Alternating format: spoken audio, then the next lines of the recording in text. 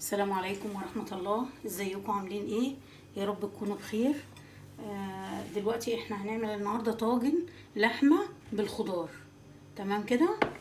طبعا دي اللحمة بس الخطوة اللي انا عملتها قبل ما تصوير، لاني كان لازم اعملها من بدري. دي بصل مبشور وعليه توم وعليه توابل وملح، توابل اللي هي السبع بهارات او التوابل العربية، وزعتر وفلفل، بس كده، وورق لوري، بس كام ورقه كده. تمام. متبلاه بقى له ايه ساعتين بس. تمام.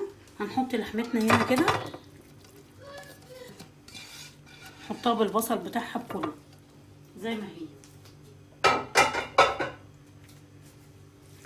يعني مش لازم التتبيل يبقى من بالليل، عادي ممكن من الصبح عادي. وده بس الخضار بتاعي لسه مقطعاه، ما تبلتوش. هحط له بس شويه ملح صغيرين عشان انا تبلت اللحمه، وشويه زعتر. بكتفي بالبهارات اللي في الفلفل والحاجه اللي انا حطاها هنا في اللحمه.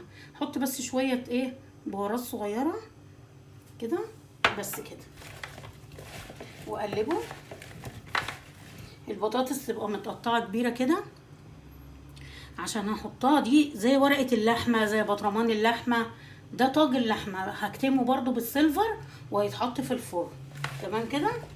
فلفل رومي، دي الحاجات دي اختياريه، بس الطماطم بتديها تسكيره والجزر بس.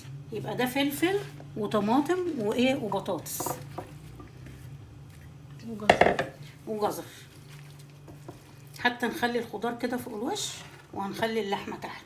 هنحط شويه ميه بس صغيرين، بتاع ربع كوبايه ميه،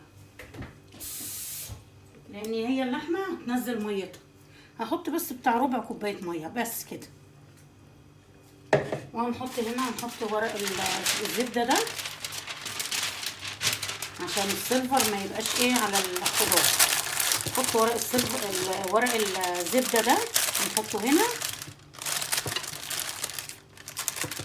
تمام كده. وهنغطيها كويس بالسيلفر.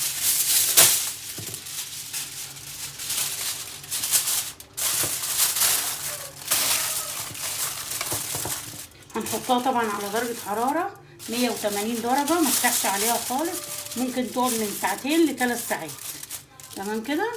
اول ما اولع الفرن هخليها تحت شوية، يكون الفرن سخن بقى شوية كده. اروح حطها على الشبكة اللي في النص واسيبها بقى ايه مع نفسها. والفرن يبقى درجة حرارة 180 درجة. حطها شويه صغيرين بس، يعني قيمه ربع ساعه بس، اما الطاجن بتاعي يسخن.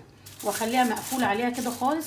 بعد ساعتين ابتدي افتح عليها من الحرف كده، وادخل السكينه واشوفها عملت ايه. لما بتاخد وقتها بقى في الفرن، ولا بتتحرق ولا حاجه، تاخد وقتها، بتطلع زي الشاورما بالظبط، زي اللحمه المشويه بالظبط. عايزه تحطي في الاخر عليها فحمايه حطي، مش مشكله. تمام كده. وهشوفكم تاني بعد ما اخرجها ان شاء الله. كده انا خلصت يا جماعه. بصوا ما شاء الله، اللحمه خدت ساعتين حسب اللحمه بتاعتك. بصوا جميله مستويه خالص خالص خالص، حسب اللحمه بتاعتك. بصوا اهي مستويه جدا اهي، بصوا كانها مشويه. بصوا الخضار حطيته فوق الوش، الخضار لا مهري ولا اي حاجه، في منتهى الجمال.